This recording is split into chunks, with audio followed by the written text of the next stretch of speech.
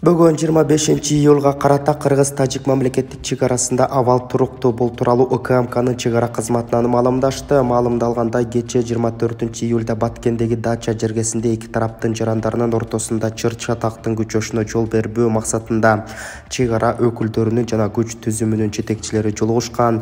Сүйлөшүүлөрдүн натыйжасында төмөнкүдөй чечимдер кабыл алынган. Укук коргоо органдары тарабынан коюлган көзөмөл өткөрүү пункттарын алып салуу, чегара аймактарында чыр-чатак болтурбоо боюнча чараларды көрөм. Ошондой эле тажик тарап кыргызстандык милиционердин унаасына келтирилген зыяндын ордун толтуруп берүүгө даяр экендигин билдирген. Учурда Баткен жана Согди облустарынын күч түзүмүнүн жетекчилери Кызыл Бел өткөрүү бекетинде сүйлөшүүлөрдү жүргүзгөн.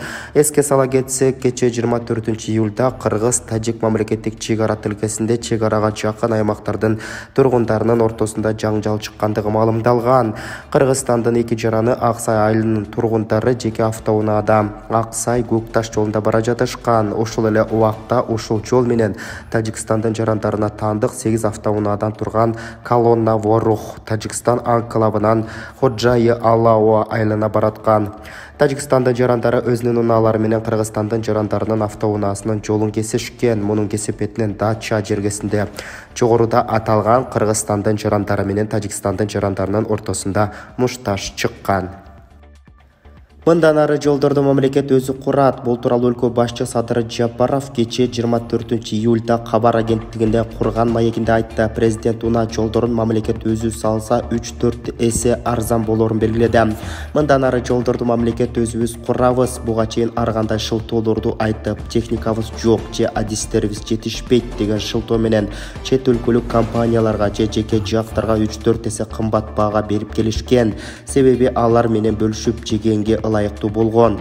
Сага тендерден утуп берем, мага баланча пайызын бересиң деп ачык эле соодалашып жеп коюшкан. Бул эч кимге жашыруун эмес. Ошондуктан транспорт министрлигине техникаларды алып берип, жолдорду өзүбүз сала баштадык. 3-4 эсе арзан. Азыр дагы толук техникаларыбыз келелек. 700гө жакын техника келет. Кудай буйрса келечекте ар бир айылга чейин асфальт басабыз. Күчүбүз дагы, бюджетибиз дагы жетет, деди мамлекет башчысы Садыр Жапаров. Бишкек шаардык жылуулук борборуна Казакстандын Шабыркөл кенинен көмүрдүн биринчи партиясы ташылып келинди. Бул тууралуу кечээ 24-июлда энергетика министрлигинен кабарлашты. Маалыматка ылайык, бүгүн энергетика министри Таалайбек Ибраев Бишкек жылуулук борборуна барып, күз-кыш мезгилине карата даярдык иши менен таанышты. Жылытуу мезгилинде Бишкек жээбине 1,5 миллион тонна көмүр керектелет. Бүгүнкү күндө Шабыркөл кенинен Д сортундагы көмүрдүн биринчи партиясы жалпы салмагы 3200 тонна болгон 47 вагон көмүр келди. Инновациялык Гефест компаниясы менен 550 000 тонна көмүр алып келүү тууралуу келишим түзүлгөн.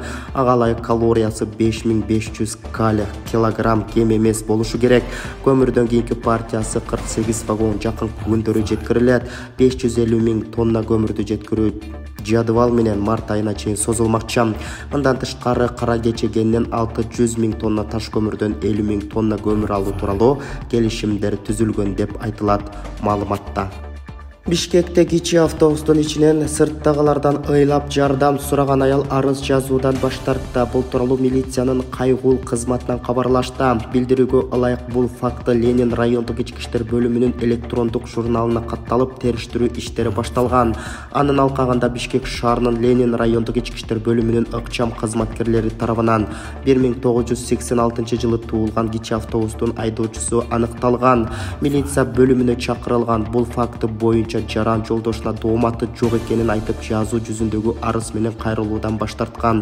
Өз кезегинде жаран коргоо ордери чакырылган. Белгилеп кетсек, кечээ 24-июлда социалдык тармактарда Бишкектеги Азия Молл соода борборунун жанында кичи автобустун ичиндеги аял сырттагылардан ыйлап жардам сурап жаткан видео тараган. Бирок аны айдоочу чыгарбай, унааны айдап кеткени социалдык тармактарга таркап кеткен. Forbes журналы дүйнөдөгү эң бай адамдардын рейтингин расмий баракчасында жарыялады. Forbes журналынын Real Time миллиардерлер рейтинги дүйнөдөгү эң бай адамдардын көнүмдүк байлыгына көз салат. Байлыкты байкоо платформасы Forbes тарабынан миллиардер деп ырасталган ар бир адамдын таза байлыгы жана расмий рейтинг боюнча өзгөртүүсүз жаңыртуудагы камсыз кылат деп жазылат маалыматта. Рейтингде биринчиликте Twitter социалдык тармагынын ээси жана Тесланын негиздөөчүсү Илон Маск турат. Журналдын маалыматына караганда, Масктын байлыгы 4 миллиард 200 миллион долларга көбөйүп, 240 миллиард 700 миллион долларды түзмөкчү. Урматтуу мекендештер, сиз чек арага ишеничтүү барууну, жигирди чыкты жазап таза документ менен жүрүүнү кааласаңыз, анда ишеничтүү айдоочу Мухиддин кызматта. Ортомчусуз до конца чек арага өз алып кирип алып чыгат. Заманбап комфорт машинада жылуу жумшак барып келесиз. Ак кеме же Москвардан келдим десеңиз, бекер кара тизмеден текшерип документке жардам берет. 24 саат WhatsApp жана байланыш +8 926 213 0060 +8 965 402 93 Мухиддин.